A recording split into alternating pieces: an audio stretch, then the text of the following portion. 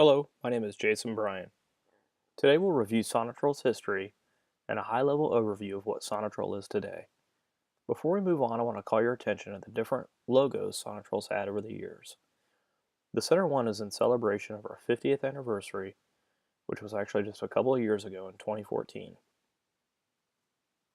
Sonitrol's roots trace back to 1959, when the founder, Bob Baxter, a Purdue University engineer, started inventing devices with sound as a common subject matter. His first invention was a sonic bird machine, which was developed to keep birds out of areas. It emitted a sound frequency that irritated the birds, and thus out of any space they were installed in. They were popular in warehouses, airplane hangars, and outside hospitals. Bob's father ran an extermination business, and the device in the lower left was used by pest control specialists to detect termite infestation. The probe pushed into a wall and was sensitive enough to hear the termites eating the wood if present. His next invention was perhaps his most promising, as it was the first electronic stethoscope, which was also shown here. Now the name Sonitrol has origins back to these early inventions, as the word was formed from the combination of the two words sound and control, as in control of insects and other pests using sound. Who would have thought that today we keep a different kind of pest out of our facilities with our current controls? It wasn't until 1964 when a local Anderson, Indiana police officer named Al Cronk approached Bob with a concept that developed into the intrusion system we're used to today. Al had been on the police force for 17 years and had never made an apprehension responding to a traditional burglar alarm. The concept of the Sonitrol solution being developed from a police officer's point of view is what's made it so successful and has led to more apprehensions than any other intrusion system on the market. The four core values the system were designed on was first being early detection, which was accomplished with our impact audio detection circuitry. Anytime an intruder attempts to break into a facility, the initial noise made is picked up, and today around 14% of our documented apprehensions were made before they even gained entry to the facility. Second being detection from any point of entry, which is accomplished by the 100% coverage our audio sensors offer. This is floor to ceiling, wall to wall. Third, which was to reduce false alarms. Our verification technology gives the central station operators more information into an alarm situation so they can make a determination on whether a true threat is present. This process of verifying the validity of an intrusion minimizes false alarm dispatches. And then fourth being apprehension-based, which was most important to Al. A traditional alarm system sounds a bell when an alarm is detected with the intention of scaring the intruder away, but a Sonitrol system is silent, giving police the time to arrive and make that apprehension. Of course, what was developed was our unique impact-activated audio intrusion system, which was the first of its kind and has never been duplicated. It offers early detection on intrusion and 100% coverage of a facility. Upon detection of an alarm condition, our audio capabilities give our solution the advantage when dispatching police, as we can verify a situation and provide that critical information to the first responders.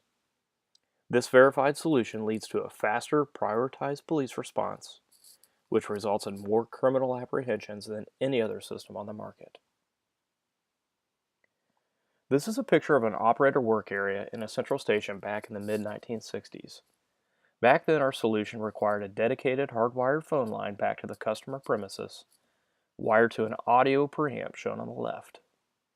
Each of the customer sites had a corresponding control module called the M1A. Our operator would receive a phone call in the evening when the customer was closing up their shop, and the operator would switch on their corresponding system. They'd then ask them to make some noise, which was the validation that the system was on and working. In the morning, the customer would call back in and share their code, which was our cue that it was safe to disable the security system.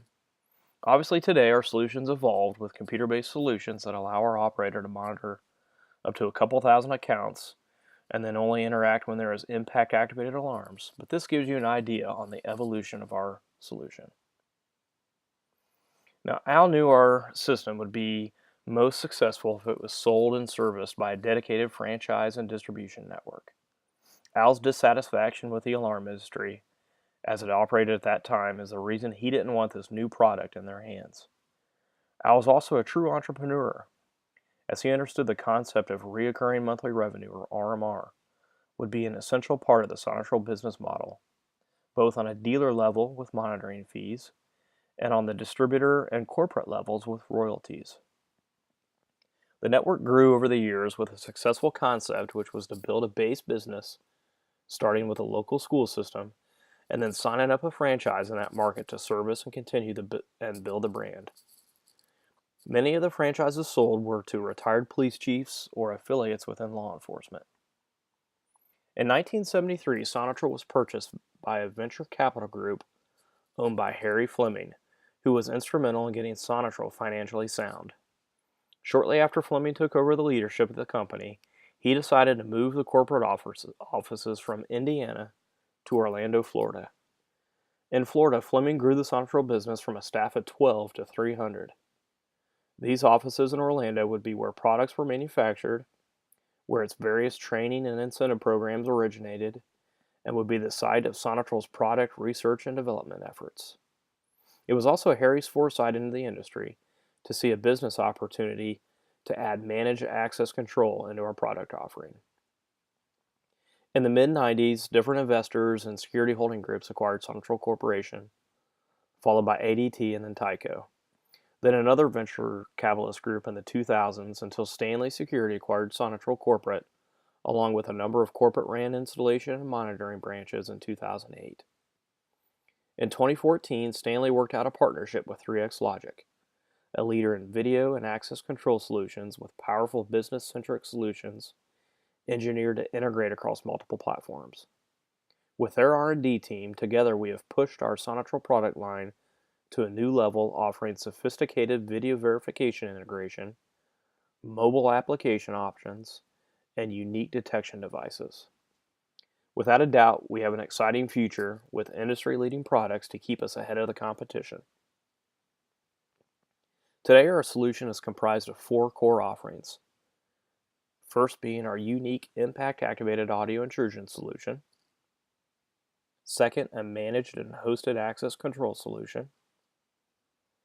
Third, video verification, which we call SoniVision, offering seamless integration of SonIP and our mobile application. This makes our solution the only dual patented audio and video verification solution available on the market. And then lastly, a fire monitoring solution, rounding out our complete family of services offered. Of course, all these services are managed and monitored under one SonIP platform at our central station locations. This concludes this training module. Please look to the library for a deeper dive on these system components and features.